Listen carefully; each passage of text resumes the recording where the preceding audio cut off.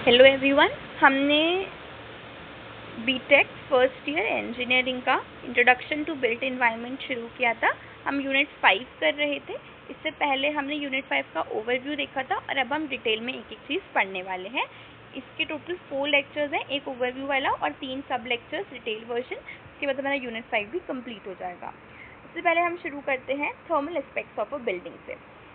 इसका इंट्रोडक्शन देखते हैं कि थर्मल एस्पेक्ट किसी बिल्डिंग का वो क्या होता है। थर्मल एस्पेक्ट जो होता है वो हीट ट्रांसफ़र कितना हो रहा है बिल्डिंग में, वेंटिलेशन कितना हो रहा है, ह्यूमिडिटी, इंसुलेशन, उसका मॉइस्चर कंट्रोल, टेम्परेचर रेगुलेशन उस बिल्डिंग के अंदर, उन सब चीज़ों के ऊपर बात करता है। ये एस्पेक्ट्स जो होते हैं बहुत ज़्यादा इंपॉर्टेंट होते हैं थर्मल कंफर्ट प्रोवाइड करवाने के लिए, एनर्जी एफिशिएंसी, ड्यूरेबिलिटी और हेल्थ इंडोर कंडीशंस को इम्प्रूव करने के लिए। अगर प्रॉपर थर्मल डिज़ाइन है ना, तो ये तो एनर्जी कंजम्पशन रिड्यूस हो जाएगा और लिविंग कंडीशन भी इम्प्रूव होती है। सबसे पहला आता है outside environment and human need. Outside environment जो है वो क्लाइमेटिक कंडीशन है सराउंडिंग की, किसी भी बिल्डिंग की, जैसे टेम्परेचर हो गया, solar radiation, wind velocity, humidity, rainfall. ये जो इन्वायरमेंटल कंडीशन है ये डायरेक्टली अफेक्ट करते हैं थर्मल परफॉर्मेंस बिल्डिंग की कैसी होगी उसको। ह्यूमन नीड्स क्या आती है कि ह्यूमन नीड्स जो होती है उसे कंफर्टेबल इंडोर टेम्परेचर चाहिए होता है, proper ventilation and fresh air चाहिए होता है, सूटेबल ह्यूमिडिटी लेवल चाहिए होता है, प्रोटेक्शन चाहिए होती है excessive heat, cold, rain and moisture से, और healthy and pleasant indoor environment चाहिए होता है। इसकी इंपॉर्टेंस यही है कि ऑक्यूपेंट का कंफर्ट एंड हेल्थ इंप्रूव करता है, थर्मल स्ट्रेस को रिड्यूस करता है, फैटिग को रिड्यूस करता है, ये सूटेबल लिविंग को मेंटेन रखता है और वर्किंग कंडीशंस भी इसमें अच्छी रहती है। सेकंड हमारे पास आता है हीट फ्लो। हीट फ्लो जो होता है वो ट्रांसफर ऑफ हीट होता है हाई टेम्परेचर रीजन से लो टेम्परेचर रीजन के अंदर। अब ये जो मोड ऑफ हीट ट्रांसफर होता है कोई सा भी हो सकता है, कंडक्शन हो सकता है, यानी कि सॉलिड मटेरियल्स के थ्रू हीट ट्रांसफर होना, यानी कि वॉल्स हो गई, रूफ हो गई, फ्लोर्स हो गए, डोर्स हो गए, तो इनके थ्रू हीट ट्रांसफर कितना हो रहा है। हीट ट्रांसफर थ्रू कंक्रीट हो गया, रूफ ड्यूरिंग समर हो गया। सेकेंड मोड होता है कन्वेक्शन का, यानी कि मूवमेंट ऑफ एयर या फिर मूवमेंट ऑफ लिक्विड की वजह से क्या हीट फ्लो हो रहा है। वार्म एयर जो होती है वो राइज होती है, कूल एयर जो होती है वो सिंक होती है, तो उस हिसाब से एयर सर्कुलेशन रूम के इनसाइड कैसा रह रहा है वो कन्वेक्शन होता है। रेडिएशन होता है इलेक्ट्रोमैग्नेटिक वेव्स की वजह से हीट का ट्रांसफर होना, ठीक है, यानी कि फ्रॉम सनलाइट हो रहा है, सनलाइट के थ्रू हमारी बिल्डिंग्स में एंटर हो रहा है। इसको हम कंट्रोल कैसे कर सकते हैं, तो हम इंसुलेशन मटेरियल्स का यूज़ कर सकते हैं, रिफ्लेक्टिव सर्फेसिस एंड सनशेड्स का यूज़ कर सकते हैं, प्रॉपर ओरिएंटेशन ऑफ बिल्डिंग अगर हो, इसके बारे में हम अभी पढ़ेंगे, तो भी ये हेल्प, तो भी इससे रिड्यूस कर सकते हैं, और डबल ग्लेज्ड विंडोज़ का हम यूज़ करें। इसकी इंपॉर्टेंस यही है कि इंडोर टेम्परेचर मेंटेन रहता है, एनर्जी कंजम्पशन रिड्यूस होता है और थर्मल कंफर्ट इम्प्रूव होता है। थर्ड हमारे पास में आता है एयर फ्लो।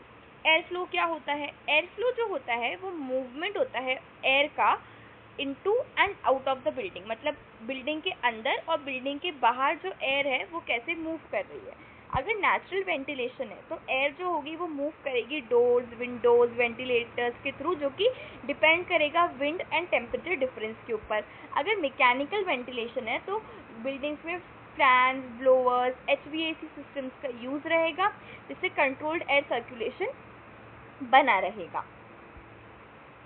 फंक्शन क्या होते हैं? ये स्टेल एयर को निकालती है, स्मोक को निकालती है, पॉल्यूटेंट्स को बिल्डिंग के बाहर निकालती है, ह्यूमिडिटी को कंट्रोल करती है, टेम्परेचर को कंट्रोल करती है और फ्रेश एयर को सप्लाई करती है। इसकी इम्पॉर्टेंस यही है कि इंडोर एयर क्वालिटी को इम्प्रूव करती है, सफोकेशन नहीं होता, डिस्कम्फर्ट नहीं होता और डिजीजेस भी स्प्रेड कम होती है। फोर्थ आता है हमारे पास में ह्यूमिड एयर। ह्यूमिड एयर जो होता है वो जब वाटर वेपर और मॉइस्चर कंटेन रहता है एयर में तो उसे ह्यूमिड एयर कहते हैं हम लोग। ये क्या होती है? हाई ह्यूमिडिटी अगर तो क्या होगा? स्वेटिंग होगी, बहुत ज़्यादा डिस्कम्फर्ट होगा, है ना, डैम्पनेस होगी, फंगस का ग्रोथ हो जाएगा बिल्डिंग में, जिस वजह से फर्नीचर डैमेज होगा, वॉल्स डैमेज होगी। और अगर लो ह्यूमिडिटी होगी तो ड्राइनेस कॉज होगी हमारी स्किन में, थ्रोट में, जिसकी वजह से अनकम्फर्टेबल हो जाएगा। तो ह्यूमिडिटी को हम कंट्रोल कैसे करें? अगर हम वेंटिलेशन सिस्टम्स लगाते हैं, एयर कंडीशनर्स लगाते हैं, डीह्यूमिडिफायर्स लगाते हैं, water proofing and moisture barriers लगाते हैं तो ह्यूमिडिटी को कंट्रोल कर सकते हैं। इसकी इंपॉर्टेंस यही है कि एक हेल्दी इंडोर एटमॉस्फेयर बना रहे और स्ट्रक्चरल डैमेज भी प्रिवेंट हो मॉइस्चर की वजह से। फिफ्थ हमारे पास में आता है थर्मल कंफर्ट। इसका मतलब होता है कि थर्मल कंफर्ट जो होता है कि किसी पर्सन को कैसे सेटिस्फाई फील हो रहा है एक अपने सराउंडिंग की वजह से, जैसे कि एयर टेम्परेचर हो गया, relative humidity, air movement, heat radiation हो गई, क्लोथिंग एंड फिजिकल एक्टिविटी हो गई।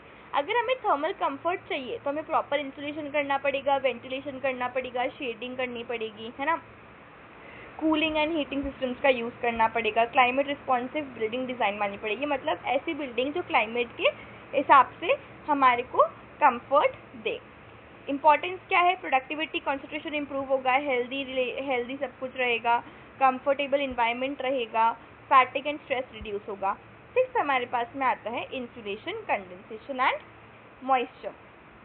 इसमें क्या होता है, इंसुलेशन का मतलब होता है कि transfer of heat inside and outside जो हो रहा है उसे हम रिड्यूस कर रहे हैं। थर्मल इंसुलेशन भी हो सकता है, अकॉस्टिक इंसुलेशन भी हो सकता है, ग्लास वूल का यूज़ कर सकते हैं हम लोग, थर्माकोल का, फोम बोर्ड्स का, मिनरल वूल का। इसके एडवांटेजेस यही है कि एनर्जी सेव होती है, इंडोर टेम्परेचर मेंटेन रहता है, इलेक्ट्रिसिटी की कॉस्ट भी रिड्यूस होती है। कंडेंसेशन क्या होता है, कंडेंसेशन होता है फॉर्मेशन ऑफ वाटर ड्रॉपलेट्स। जब भी ह्यूमिड एयर जब भी कूल डाउन होती है तो ड्रॉपलेट्स फॉर्म हो जाती है, जिस वजह से सीलन आती है ना, सीलिंग्स आती है ना, डैम्प वॉल्स हो जाती है, कोरोजन एंड पेंट डैमेज होता है, फंगस लगती है, मूल्ड ग्रोथ लगता है। तो जो प्रिवेंशन होता है कि प्रॉपर वेंटिलेशन हो, इंसुलेशन का यूज़ हो, मॉइस्चर रेजिस्टेंट मटेरियल का यूज़ हो। मॉइस्चर क्या होता है, रेन वाटर लीकेज होने लग जाता है, ग्राउंड वाटर सीपेज की वजह से, ह्यूमिड एयर की वजह से मॉइस्चर आता है। इसकी वजह से बिल्डिंग मटेरियल वीक हो जाते हैं, है ना, क्रैक आ जाते हैं, डैम्पनेस आ जाती है, जिस वजह से ड्यूरेबिलिटी ऑफ स्ट्रक्चर्स रिड्यूस हो जाती है। कंट्रोल मेथड यही है कि वाटर प्रूफिंग किया जाए, डैम्प प्रूफ कोर्सेज लगाए जाए और ड्रेनेज सिस्टम का यूज़ किया जाए। 7th आता है climate responsive design. Climate responsive design मतलब designing of building according to local climate condition. अगर प्रॉपर बिल्डिंग ओरिएंटेशन है, लार्ज विंडोज़ है नेचुरल लाइटनिंग के लिए, शेडिंग डिवाइस एंड वेंटिलेटर्स का यूज़ करना, thick walls and insulated roof का use करना।